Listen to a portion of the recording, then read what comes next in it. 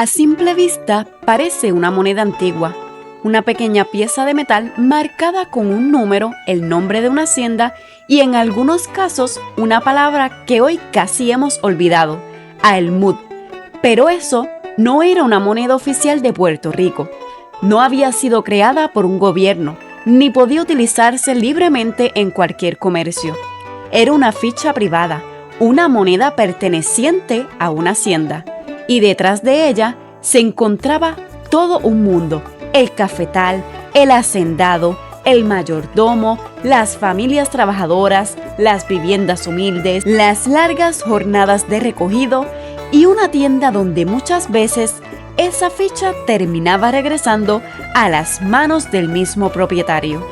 Hoy vamos a entrar en las antiguas haciendas cafetaleras de Puerto Rico para conocer cómo se vivía, cómo se trabajaba y por qué algunas llegaron a tener su propio dinero. Durante las últimas décadas del siglo XIX, las montañas de Puerto Rico vivieron una transformación extraordinaria. El café se convirtió en el producto agrícola más importante de la isla, desplazando por un tiempo el azúcar como principal producto de exportación. Su cultivo se concretó principalmente en pueblos del centro y oeste, como Maricao, Lares, Utuado, Adjuntas, Ciales, Las Marías y Yauco. Las condiciones de la montaña, su altura, humedad, temperatura y terreno favorecían el desarrollo del cafeto. Pero el crecimiento de la industria no ocurrió solamente por las cualidades de la tierra. También respondió a una creciente demanda internacional. El café puertorriqueño comenzó a salir por los puertos como Mayagüez, rumbo a mercados del exterior. En Maricao, por ejemplo, llegaron a existir a finales del siglo XIX unas 95 haciendas y 153 estancias dedicadas al café. A las montañas llegaron comerciantes, agricultores, inversionistas y trabajadores buscando oportunidades. Durante la cosecha, también llegaban jornaleros procedentes de otros países. Algunos permanecían durante toda la temporada, otros vivían permanentemente dentro de la propiedad. Poco a poco, la hacienda se convirtió en mucho más que una finca. Era una pequeña comunidad construida alrededor del café. Cuando escuchamos la palabra hacienda, probablemente imaginamos una gran casa con balcón rodeada de árboles, pero la hacienda cafetalera era un sistema mucho más complejo. En el centro se encontraba normalmente la casona o casa grande, donde vivía el propietario. Cerca estaba la casa del mayordomo, el almacén, los establos, el cuarto de máquinas, la pagaduría y el glasil, una superficie amplia donde se extendía el café para secarlo al sol. Alrededor se levantaban las viviendas de los trabajadores permanentes y los cuarteles utilizados por quienes llegaban durante la cosecha. Algunas haciendas también tenían panadería, aserradero, horno de cal, trapiche y una tienda de provisiones. Utilizaban la madera, la piedra, la cal y el agua y otros recursos disponibles en la misma propiedad. La meta era depender lo menos posible del exterior. El café recogido era llevado al área de procesamiento. Allí se despulpaba, se lavaba, se secaba y se almacenaba antes de continuar su camino hacia los comerciantes y los puertos. Todo tenía un lugar, y desde la ubicación de la casona, el propietario o el administrador podía observar buena parte de la actividad. La arquitectura también reflejaba quién tenía poder dentro de aquella comunidad. En la parte más alta de la jerarquía estaba el hacendado, conocido popularmente como el patrón. Era el propietario de la tierra, de la maquinaria, de los almacenes y en muchos casos de la tienda donde compraban los trabajadores. Su función no consistía solamente en cultivar café. También tenía que conseguir financiamiento, contratar mano de obra, comprar herramientas, negociar con comerciantes y coordinar la transportación del producto. Muchos hacendados operaban endeudados, Como el café tardaba en generar ingresos y las cosechas podían perderse por tormentas, enfermedades o cambios en los precios, recurrían a préstamos de comerciantes. Algunas de estas deudas tenían intereses muy altos y podían terminar con la ejecución de la finca si la cosecha no producía lo esperado.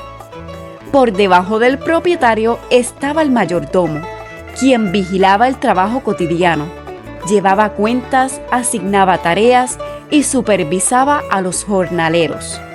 Las relaciones entre hacendados y trabajadores no fueron iguales en todas las propiedades. Algunos patronos podían mantener una relación cercana o paternalista con ciertas familias. Sin embargo, el sistema estaba construido sobre una desigualdad evidente. Una persona poseía la tierra, las casas, la tienda y el medio de pago. La otra solamente poseía su capacidad para trabajar. Para el trabajador, el día comenzaba temprano. Durante la cosecha, había que caminar por terrenos húmedos, inclinados y en ocasiones difíciles de atravesar. El café debía recogerse a mano, rama por rama y fruto por fruto. La cantidad recogida podía determinar cuánto recibiría el jornalero al terminar la jornada. Dentro de las haciendas había diferentes tipos de trabajadores. Los permanentes eran conocidos frecuentemente como agregados o arrimaos. Vivían en terrenos pertenecientes al hacendado y construían allí sus pequeñas casas. Recibían trabajo cuando la hacienda los necesitaba, por lo que sus ingresos no siempre eran constantes. A cambio de poder ocupar un pedazo de tierra, algunos cultivaban para el propietario y mantenían pequeños sembradíos para la subsistencia de la familia. También estaban los trabajadores transitorios. Estos viajaban desde otros pueblos durante la cosecha y se alojaban temporalmente en los cuarteles de la hacienda. Su realidad dependía de la producción. Una cosecha abundante podía representar semanas de trabajo. Una tormenta, una enfermedad del cafeto o una baja en el precio podía significar hambre, desempleo o deuda. Durante una buena parte del siglo XIX, también existió en Puerto Rico el llamado régimen de la libreta de jornaleros. Bajo ese sistema, las personas clasificadas como jornaleros estaban obligadas a trabajar y debían portar un documento donde se anotaban contratos, evaluaciones y deudas. Aunque este régimen fue eliminado en el 1873, las relaciones de la dependencia económica continuaron de otras maneras. El trabajador podía vivir dentro de la finca, comprar en la tienda del patrón, recibir crédito del patrón y deberle dinero al patrón. Así, abandonar una hacienda no siempre era tan sencillo como caminar hacia otra finca. La deuda también podía convertirse en una cerca invisible. Entre aproximadamente 1870 y 1900, cientos de fincas, haciendas e ingenios de Puerto Rico utilizaron fichas privadas para registrar o pagar el trabajo agrícola. Técnicamente no eran monedas oficiales, eran piezas emitidas por cada propietario para utilizarse dentro de su operación. En Puerto Rico llegaron a conocerse como riles. Una explicación ampliamente aceptada sostiene que la palabra surgió como una transformación campesina de real o reales, nombres de las antiguas unidades monetarias españolas. Algunas se fabricaban rudimentariamente en Puerto Rico. Los hacendados con mayores recursos podían ordenar piezas más elaboradas fuera de la isla. Cada diseño hablaba de una propiedad particular. Llevaba el nombre de la hacienda, sus iniciales, la localidad, el apellido del propietario o un valor determinado. En muchas fichas cafetaleras aparecía la palabra almud. El almud era una medida utilizada durante la recogida del café. El trabajador entregaba el fruto, se medía la cantidad y se registraba su producción mediante la ficha correspondiente. Por eso existen piezas marcadas con 1, 2, 5 o más almudes, además de fracciones y otras denominaciones. También hubo fichas que representaban un día o mediodía de trabajo, centavos, cuartillas y otras unidades. Pensemos en la ficha como una combinación entre recibo, comprobante de trabajo y medio de pago. El metal servía para recordar que determinada persona había entregado cierta cantidad de café o había completado su labor. Cuando terminaba la jornada o llegaba el día de pago, el trabajador presentaba las fichas acumuladas. En algunas haciendas podían cambiarse o contabilizarse como parte de su salario. En otras se utilizaba para adquirir alimentos y mercancías en la tienda de raya. Y ahí es donde aquella pequeña pieza adquiría un poder enorme. En numerosas haciendas, los vales y fichas utilizados para adquirir provisiones estaban vinculados a la tienda del propietario. Si el jornalero necesitaba comprar a crédito, su trabajo futuro servía como garantía. De esta manera, el sistema ayudaba al hacendado a retener su mano de obra. Las fichas surgieron en parte porque había escasez de monedas oficiales en las zonas rurales de Puerto Rico, pero también permitían que la hacienda funcionara utilizando menos dinero en efectivo y reducían la cantidad que el propietario necesitaba pedir prestada para pagar jornales. Por eso debemos mirar estos objetos desde sus dos caras. Una ficha podía ser una solución práctica ante la falta de moneda, pero también podía convertirse en un instrumento de control económico.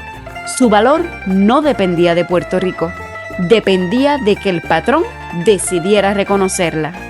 Entre las haciendas cafetaleras con fichas documentadas se encuentran Hacienda Cerrotes, Hacienda Tabonuco, Hacienda Salvación, Hacienda San José, Hacienda Constancia, Hacienda Córchica, Hacienda Santa Clara y Hacienda Buenavista Plato Indio, entre muchas otras. Algunas piezas sobrevivieron en grandes cantidades, otras son extremadamente raras. Sin embargo, más allá de su valor para los coleccionistas, cada una conserva el nombre de una finca, un propietario, un pueblo y una comunidad trabajadora.